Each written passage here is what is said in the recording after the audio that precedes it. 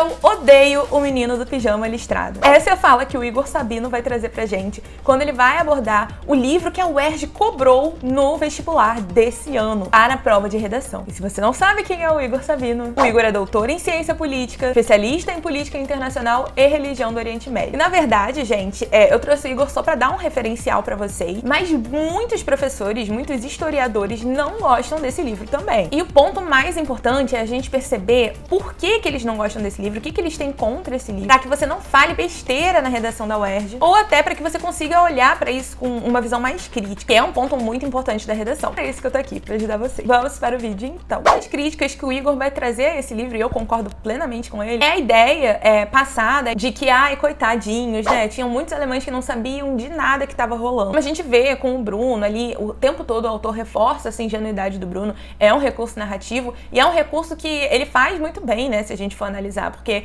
ele vai desde o comecinho do livro mostrando essa ingenuidade do Bruno em pequenas coisas, como por exemplo as brincadeiras que ele fazia na casa, o sonho de ser explorador, até chegar ao momento em que o Bruno faz considerações sobre as coisas que ele não conhecia, né, em relação ao Holocausto. E, na verdade, o que ele vai dizer é que isso era muito raro, se não impossível, porque assim, gente, que na verdade as crianças e jovens, eles já eram doutrinados desde pequenininhos, sabe? Eles sabiam sim o que estava acontecendo, o que não quer dizer que isso não fosse justificado. Na verdade, o que a gente observa, gente, é que esses sistemas, esses regimes autoritários, regimes fascistas, eles vão ocorrer muitas vezes sob os mesmos princípios. Então, simplificação de problemas que são complexos, ofertar soluções simples para esses problemas complexos, alegar que existem objetivos maiores para que aquelas coisas aconteçam ou justificativas que são plausíveis para as atrocidades dos regimes fascistas. E isso pode fazer com que a gente justifique algumas coisas, mas não dizer que elas não ocorrem, né? Aliás, gente,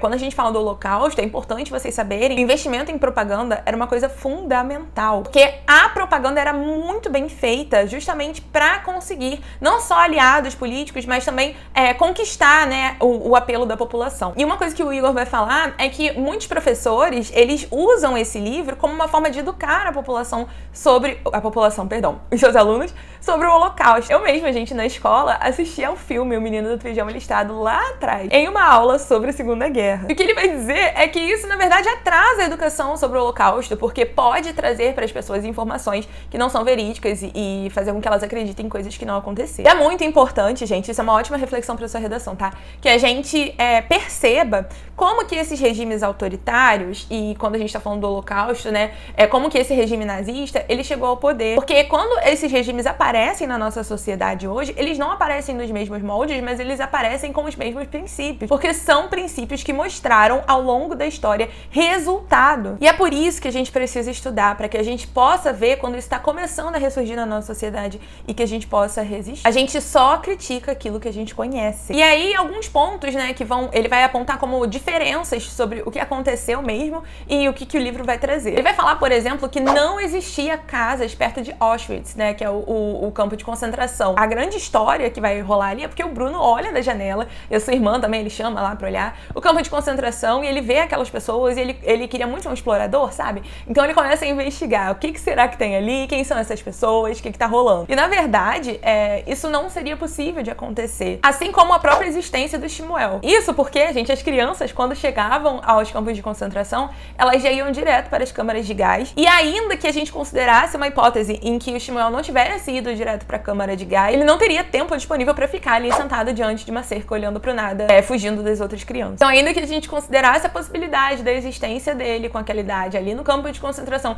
ele não teria horas e horas para ficar conversando com o Bruno. Outro ponto que é muito criticado, e aí não só por historiadores, é o fato, gente, de que o livro, ele causa comoção, né? Acho que todo mundo ficou comovido, principalmente com o final. E é justamente esse o problema. O livro inteiro fala de uma atrocidade, de uma coisa absurda, mas a gente só se comove com o final. Inclusive, eu não sei se eu concordo muito com essa crítica, não, mas eu acho importante vocês terem em mente, porque a UERJ quer isso de vocês. Ela quer o pensamento crítico, tá? Muitas pessoas vão criticar o fato de que o livro inteiro, ele é construído para que a gente se sensibilize com a história do Bruno e não do Shmuel. Tanto é, gente, que até a metade do livro a gente nem vê o Shmuel, ele só aparece lá no capítulo 10. Eu não sei se eu concordo muito com essa crítica, porque na verdade eu considero como uma estratégia de escrita, sabe? A gente precisa enxergar a gente precisa enxergar o Bruno como uma pessoa ingênua, como uma pessoa que não sabia do que estava acontecendo, para que toda essa história faça faça sentido do jeito que ela foi criada. Então, não afirmaria isso dessa forma, mas saibam que essa crítica existe também. Outro ponto que o Igor Sabino vai abordar são as distorções que as pessoas costumam fazer em relação ao Holocausto. A gente viu muito isso, né, no ano passado, e muitas pessoas faziam comparações, e ele diz que essas comparações elas podem ser feitas dentro das suas proporções, mas não impede igualdade. Então, o que o Igor vai dizer, e pra mim ele está coberto de razão, é que você pode comparar o Holocausto a outros genocídios. A gente tem muitos outros genocídios, a gente tem muitos elementos presentes até hoje. Hoje, ainda existem campos de concentração com muçulmanos, gente, e hindus na China. E isso é comprovado, temos imagens de satélites que mostram isso. Então a gente tem, sim, elementos que a gente viu no Holocausto que ainda estão presentes na sociedade, mas totalmente fora de proporção, gente. Um exemplo que o Igor vai dar e que eu gostei muito é quando ele fala, por exemplo, que a gente tinha países que tinham 100 judeus, tipo, um número muito pequeno, e ainda assim Hitler queria dizimar essas populações. Então, quando a gente fala do nazismo, a gente tá falando de uma coisa muito específica e que muitas vezes a gente banalizar esse termo vai fazer com que ele perca muito do seu significado, sabe? A gente deve respeito a esse termo. E a educação sobre o Holocausto, ela é muito importante para que a gente tire muitas lições. E vocês sabem que eu sou mestre em estudos literários pela UERJ, estudos linguísticos e literários. E a pergunta é, Alana, o que você acha disso tudo, né? Porque, assim, se é um livro que tem tantas coisas, assim, que não batem, né, com a história, muitas vezes a gente vê historiadores dizendo que ele é um desserviço aos aprendizados sobre o Holocausto. O que você pensa disso? E, gente, uma coisa que vocês precisam saber é que a literatura, ela não tem um compromisso com a semelhança à realidade. Vou dar alguns exemplos pra vocês, tá? A gente tem muitas releituras e que fogem completamente à realidade. Vocês já ouviram falar daquele livro Orgulho e Preconceito, da Jane Austen? Ele é bem conhecido. Orgulho e Preconceito tem uma versão que é Orgulho e Preconceito e Zumbis. É uma releitura da obra, né? E isso pode acontecer na literatura. Eu posso pegar um fato do cotidiano, uma coisa que existe, e fazer, sim, cenas fictícias sobre ela. Inclusive, o autor vai argumentar muito isso. Ele vai dizer, olha, gente, isso é uma ficção, eu não tenho compromisso com a realidade, isso não é um documento histórico. Mas, ao mesmo tempo, quando a gente fala de uma coisa tão importante, um fato histórico tão representativo, eu acredito sim que a gente precisa ter um pouco de cuidado e um pouco de respeito. Mas isso é uma opinião particular, vocês podem concordar ou discordar. Inclusive, gente, coloquem aqui nos comentários o que vocês pensam sobre isso,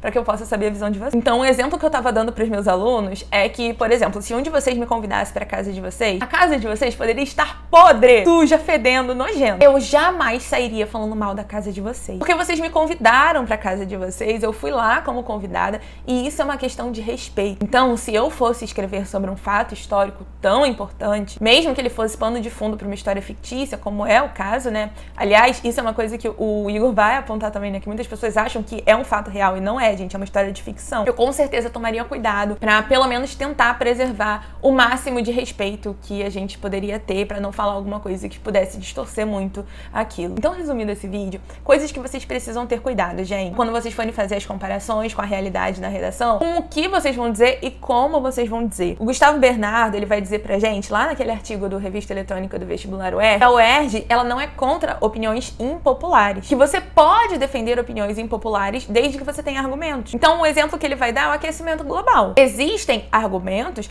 que são contrários à ideia de que o aquecimento global tá aí, tá prejudicando a gente, que vão defender que muitas vezes esse é um episódio cíclico e que vai acontecer de tempos em tempos no nosso mundo. E existem pessoas que não, né, que tem aquela visão que a gente aprendeu muitas vezes na escola sobre aquecimento global. Ele vai dizer que essa é uma opinião que, apesar de controversa, apesar de não ser muito popular, ela pode ser defendida na sua redação porque eu tenho elementos para apresentar ali. E um exemplo mais prático, gente, vamos pensar no ovo. Eu tenho artigos científicos que dizem que o ovo é ótimo para a saúde, porque ele tem muitas vitaminas, proteína e tudo mais. Eu tenho artigos científicos que dizem que tem que tomar cuidado ali com o ovo por causa do colesterol. E ainda tem um terceiro viés, né, que são aqueles artigos que dizem que tudo bem você comer ovo, mas tem que tomar cuidado com a gema. Então a gente tem várias opiniões dentro desse assunto que podem ser defendidas. Agora, o Gustavo Bernardo, ele vai fazer uma oposição a isso quando a gente pensa, por exemplo, no terraplanismo. Que ele vai dizer que o terraplanismo, ele não tem nada de científico que possa defender essa posição. E justamente por isso, isso não seria uma visão, vamos dizer assim,